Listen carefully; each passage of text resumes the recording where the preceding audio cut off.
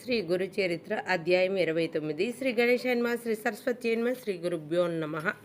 నామధారకుడు సంతోషించి శ్రీగుడు స్వయంగా భస్మ మహత్యాన్ని ఏమి వివరించారో సెలవీయండి అని కోరాడు. అప్పుడు సిద్ధయోగి ఇలా చెప్పారు. త్రివిక్రమ్ భారతి ఆ ప్రశ్న వేయగానే శ్రీగుడు సంతోషించి ఇలా వివరించారు. పూర్వం కృత యుగంలో వామదేవుడనే మునీశ్వరుడు జీవన్ముక్తుడై ఆత్మానందంలో తేలియాడుతుండేవాడు. ఆ ముని జడలు నారబట్టలు ధరించి ఒంటి నిండా విభూది పూసుకొని అక్కడక్కడ సంచరించి చివరకు నిర్మానుష్యముగా ఉన్న క్రౌంచారణ్యంలో నివసించసాగాడు. ఆ అడవిలో ఒక బ్రహ్మరాక్షసుడు కనిపించిన ప్రాణినల్లా చంపి తింటూ ఉండేవాడు. వాడు ఈ మునిని చూచి ఆయనను మృంగదలచి ఆయన మీదకొచ్చాడు. ఆ ముని నిర్లిప్తుడిగా చూస్తూ ఉండిపోయాడు. అతడు చంపడానికై ఆయనను త్రాకగానే ఆయన శరీరం మీద భస్మం అతనికి అంటుకున్నది. వెంటనే రాక్షసునికి పూర్వజన్మ స్మృతి కలిగింది. ఈ ప్రపంచంలో ఏదైనా లభిస్తుందేమో కానీ సత్పురుషుల దర్శనం లభించడం ఎంతో కష్టం అని ఘోర పాపాలు చేసిన రాక్షసునికి కూడా ఆ ముని యొక్క స్పర్శ తగలగానే అతడి హృదయం శాంతించి విశేషమైన జ్ఞానం ఉదయించింది. అతడు ఆ ముని శ్రేష్ఠుని పాదాలపై పడి, గురుత్తమ, నీవు సాక్షాత్తు భగవంతుడవు. మీ కటాక్షం వలన నా పాపాలన్నీ తొలగిపోయాయి, నా పాపపు తలంపులన్నీ ఆగిపోయాయి, నన్ను రక్షించు అని వేడుకున్నాడు. అప్పుడు వామదేవ మహర్షి, నీవెవడవు, నీవి అడవిలో ఎందుకున్నావు అని అడిగాడు. ఆ రాక్షసుడు నమస్కరించి ఇలా చెప్పాడు.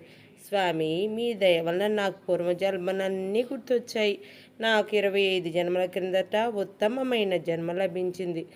అప్పుడు నేను దుర్జయుడు అను పేరు గల యవనరాజును. అప్పుడు నేను ఎన్నో పాపాలు చేసి ప్రజలకు ఎన్నో బాధలు కలిగించాను. మదోన్మత్తుడనై పరస్త్రీలెందరినో చేజిక్కించుకొని మరెందరినో బలాత్కారం చేశాను. తర్వాత వారి ముఖమైన చూసేవాడిని కాదు, వారి గతేమీ పట్టించుకునేవాడిని కాదు. ఒకప్పుడు వారందరూ కలిసి నాకు శాపం ఇచ్చారు. అయినా నేను లెక్క చేయక తప్పత్రాగి ఇంకెందరినో భ్రష్టులను చేశారు.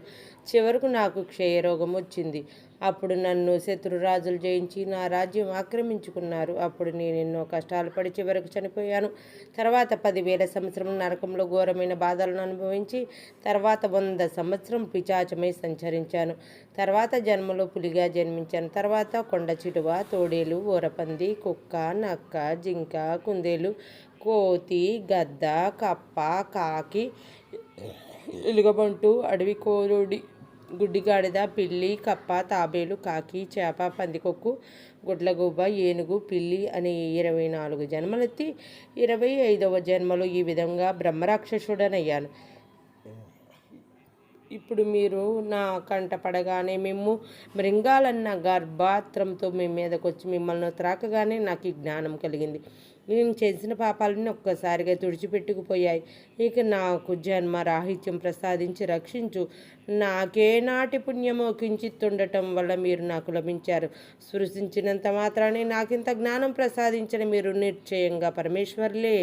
కానీ నా వంటి నికృష్టుడికి ఇంతటి జ్ఞానం ఎలా కలిగిందో తెలపండి అని ప్రార్థించాడు.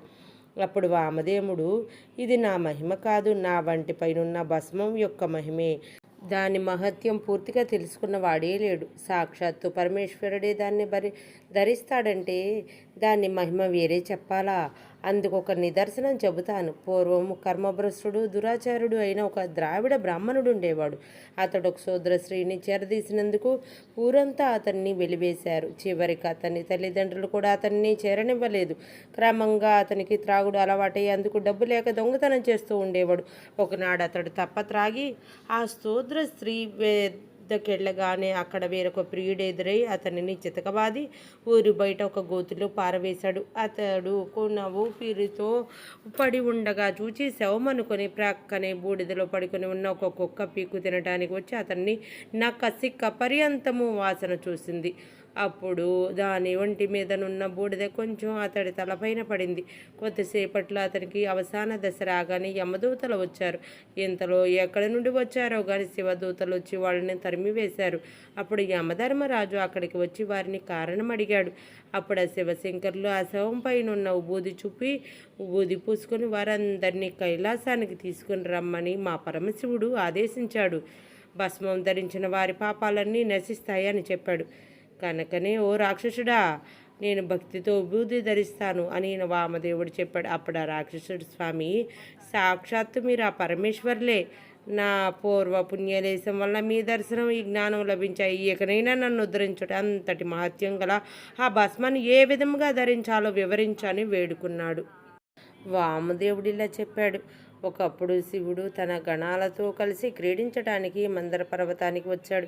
అచ్చటికి ఇంద్రాది దేవతలు, గంధర్వులు, యక్షులు, కింపురుషులు, సిద్ధులు, సాధ్యులు, వశిష్ఠ, నారద ఆది ఋషులు, బృహస్పతి మొదలైన వారందరూ చేరారు.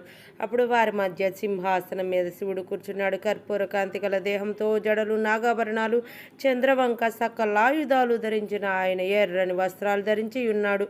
అప్పుడు ఆ సభలో నుండి సనత్ కుమారుడు లేచి నమస్కరించి, స్వామి, లోకుల పాపాలు తొలగించి వారికి సులభంగా ముక్తినివ్వగల ఉపాయం ఏదైనా చెప్పవలసింది అని ప్రార్థించాడు. అప్పుడు ఆ పరమశివుడు ఇలా బోధించాడు.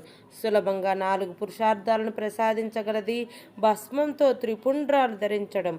భస్మం కోసమని సంకల్పించి గోమయం సేకరించి దానితో హోమం చెయ్యాలి.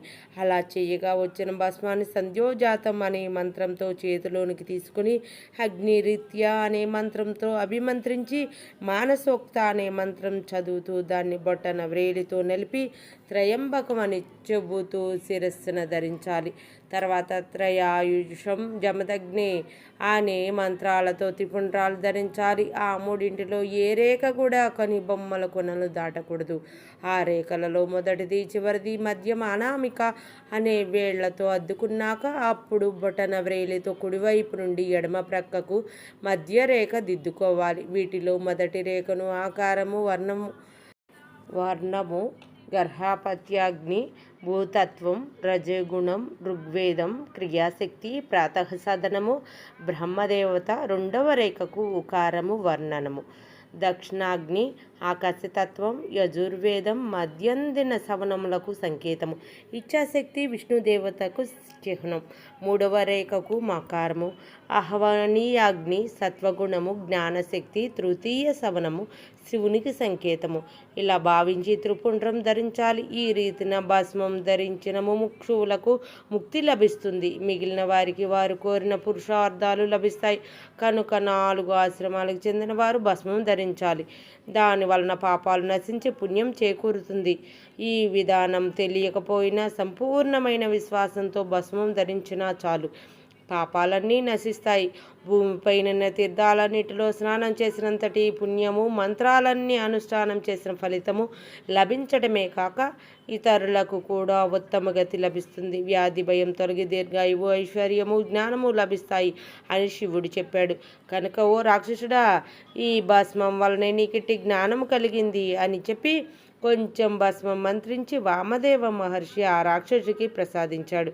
దానిని ధరించి ఆ రాక్షసుడు ముక్తుడై మహర్షికి ప్రదక్షిణము, నమస్కారము చేసి స్వర్గానికి వెళ్ళిపోయాడు.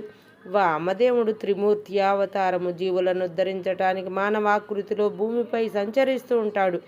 ఈ భస్మ మహిమ గురించి సౌనకాది ఋషులకు సూత మహాముని కూడా చెప్పారు. శ్రీగుడు వివరించి చెప్పిన భస్మ మహిమ గురించి విని త్రివిక్రమ భారతి ఆయనకు నమస్కరించి తన ఆశ్రమానికి వెళ్ళిపోయారు. శ్రీ దత్తాయ గురవే నమః. శ్రీ శ్రీపాద శ్రీ వల్లభాయ నమః. శ్రీ నృసింహ సరస్వత్యై నమః. 29వ అధ్యాయం సంపూర్ణం.